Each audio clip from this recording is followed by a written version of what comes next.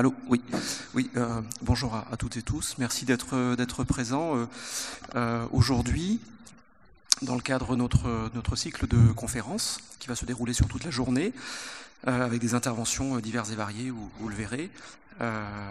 Donc merci de votre présence, merci aux agents du service d'archéologie préventive qui ont organisé cette journée, qui s'inscrit dans un cadre plus global de la fête de la science, avec hier soir une inauguration de cette fête de la science, avec une belle présentation qui nous a été faite des résultats bruts des travaux archéologiques conduits sur la 79, autoroute que nous emprunterons très bientôt. Et puis également un très beau film qui a été diffusé, qui vous retrace. J'aime à dire que c'est vraiment une aventure humaine qui est présentée dans ce film. On le voit à travers toutes les équipes qui ont œuvré sur les chantiers du service départemental.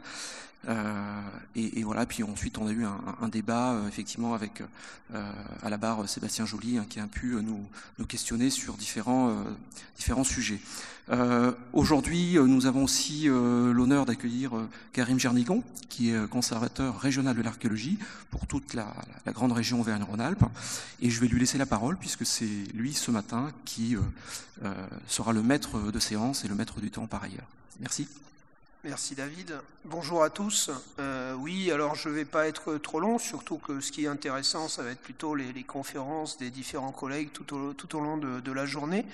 Juste dire le plaisir que j'ai d'être là pour saluer le dynamisme du service d'archéologie préventive du département de l'Allier et puis justement l'énorme effort qu'il fait de valorisation des résultats de la recherche archéologique, avec des choix qui sont jamais faciles, puisque le département de l'Allier est un département très dynamique en termes de recherche archéologique.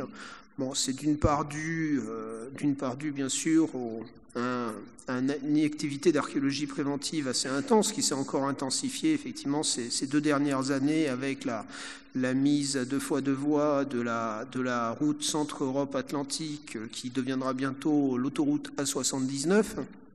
Mais également un département dynamique en termes de recherche archéologique programmée, c'est-à-dire de programmes de recherche menés par des collègues de divers horizons, qui peuvent être universitaires, chercheurs, mais aussi bien membres du service régional de l'archéologie, membres du service d'archéologie préventive du département de l'Allier. Il y a une recherche archéologique préventive, programmée, de qualité et sur des sites qui sont eux-mêmes de qualité. Je pense à Châtel-Perron, je pense au site de H du Bronze Final de Janza. On a vraiment des programmes de très grande qualité et du coup une richesse des résultats à vous transmettre. Donc effectivement un choix pas facile, mais un investissement important. Alors toute cette recherche. Je salue aussi évidemment l'investissement du service d'archéologie préventive du département de l'Allier. Ce sont aussi des recherches qui sont permises grâce à l'investissement du service de l'archéologie, de la direction régionale des affaires culturelles. Ce sont des recherches que l'on autorise, mais surtout que l'on soutient. Et je suis très heureux de ce partenariat avec le service d'archéologie préventive pour permettre à ces recherches d'être valorisées. Alors évidemment, pour aboutir à cette valorisation, ce sont souvent ce que vous allez voir, ce sont souvent des résultats un peu préliminaires pour certains, parce qu'on sort à peine des fouilles de l'autoroute.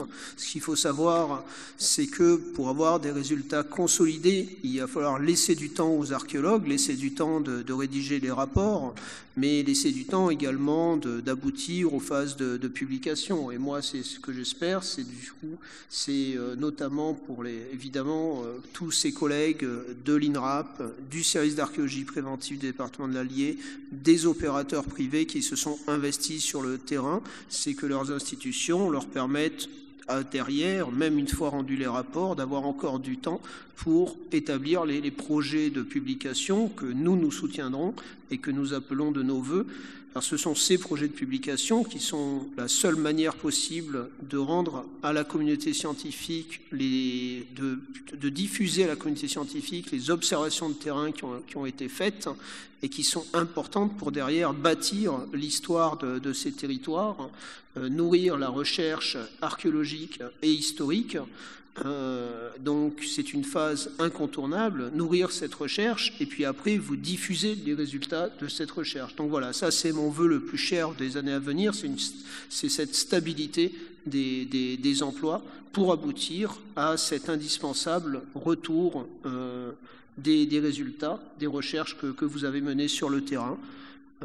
Voilà, donc voilà, c'était juste ce que je voulais dire. Et puis après, évidemment, on va peut-être commencer tout de suite, puisque effectivement, comme David l'a dit, je préside la matinée des communications, des conférences de la matinée.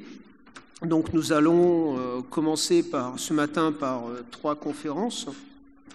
L'une de Rodrigue Guillon, Julio et Gabriel Roch sur la recherche des ateliers de potiers de Toulon sur Allier. L'apport, ça va être quelque chose de très intéressant. Ça va être le titre, c'est Apport des prospections géophysiques, ce qui est très important. Je suis désolé, du coup je prolonge un peu mon propos.